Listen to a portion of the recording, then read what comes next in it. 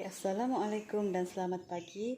Hari ini cikgu akan mengajar rumusan bab 2 yang telah anda pelajari, iaitu kriptografi dalam keselamatan data. Ada dua standard pembelajaran yang ingin kita capai hari ini. Yang pertama, menerangkan maksud dan kepentingan kriptografi. Yang kedua adalah untuk menterjemah hasil mesej menggunakan yang pertama reverse cipher, yang kedua pula adalah substitution cipher yang terdiri daripada scissor dan juga pick pen. Mari kita cabar diri anda. Okey, yang pertama cikgu ingin tanya iaitu bagaimanakah pihak bank ingin menjaga keselamatan kad ATM semua pelanggannya? Okey, yang kedua bagaimanakah cara untuk kita melindungi email peribadi kita daripada scammer dan orang lain? Okey, cabar, think. Apa itu kriptografi? Kriptografi dihasilkan tujuan bagi melindungi informasi anda daripada pihak lain. Juga ada 4 kepentingan kriptografi. Yang pertama adalah kerahsiaan, yang kedua pengesahan, yang ketiga tiada sangkalan, yang keempat adalah integriti. Okey, proses cipher merangkumi penyulitan dan juga nyasulit. Yang pertama adalah penyulitan ataupun encryption, di mana penyulitan adalah proses penukaran teks biasa kepada teks cipher, iaitu teks tidak boleh dibaca.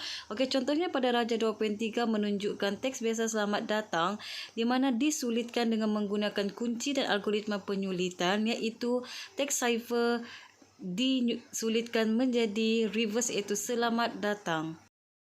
Okey, proses cipher yang kedua iaitu nyasulit. Nyasulit merupakan mengembalikan teks cipher menjadi teks biasa, iaitu teks yang dapat dibaca. Contohnya, teks cipher yang telah dibuat tadi adalah selamat datang secara reverse, telah dikunci dan algoritmanya sulit, iaitu dibuang dia punya cipher menjadi selamat datang menjadi perkataan yang original. Okey, bagi 21.3 menunjukkan menghasil dan menterjemah mesej menggunakan kaedah cipher.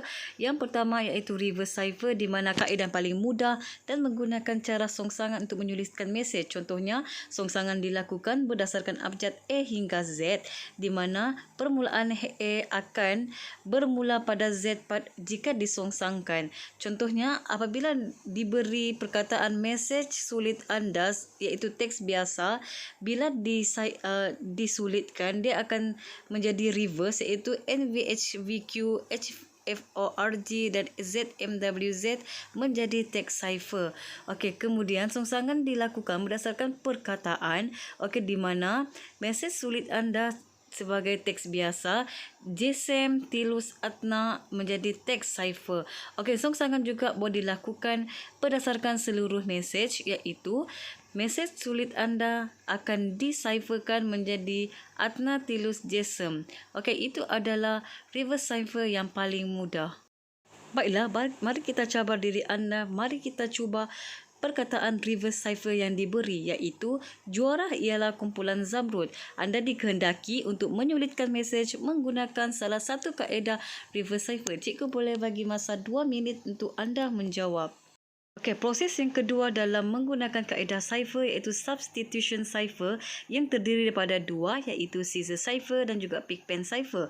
Okey, yang pertama scissor cipher, di mana susunan abjad akan diberikan kunci. Okey, contohnya dalam raja berikut diberikan kunci ataupun K sebagai 5, maka anjakan 5 abjad akan berlaku, iaitu abjad dalam teks biasa akan dianjakkan dalam abjad dalam teks cipher. Contohnya, apabila dianjakkan, maka F akan menjadi huruf A, G akan menjadi huruf B, H akan menjadi huruf C dan I akan menjadi huruf D.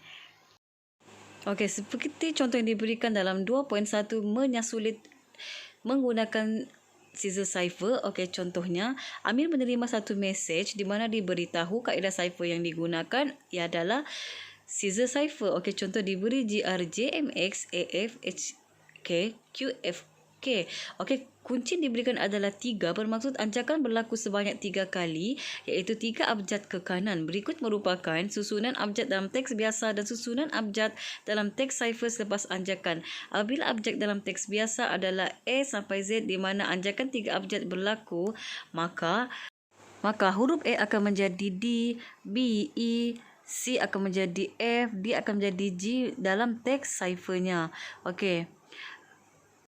Contoh mesej sulit yang diberikan adalah GRJMSAFHK QFK, di mana G akan jadi J, R akan jadi U, J akan jadi M akan jadi P, X, A dan seterusnya, K adalah N. Jadi perkataan teks biasa akan diperolehi iaitu jumpa di kantin.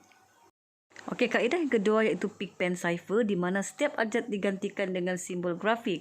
Okey, contohnya garis sempadan yang berbeza mengikut simbol grafik yang berbeza. Contohnya A, B, C, D, G, H, I sampailah huruf X, Y, Z, dan anda kena hafal semua simbol grafik yang diberikan bagi tujuan mesej sulit. Okey, contoh pick pen cipher yang diberikan dalam 2.2, prosesnya sulit menggunakan pick pen cipher. Contohnya anda menerima teks cipher yang berikut, jadinya sulitkan mesej ini. Apabila anda telah menghafal semua simbol grafik tersebut, teks cipher yang telah diberikan akan dapat kamu menjadikan dia sebagai teks biasa selepasnya sulit, iaitu perkataan di atas adalah seronok belajar.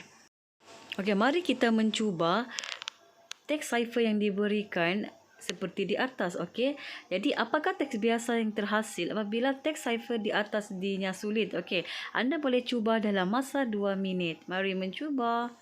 Sampai sini sahaja pembelajaran kriptografi kita pada hari ini. Diharap anda semua dapat memahami apa maksud kriptografi dan apa kepentingan mesej kriptografi dalam dunia zaman moden ini. Okey, terima kasih.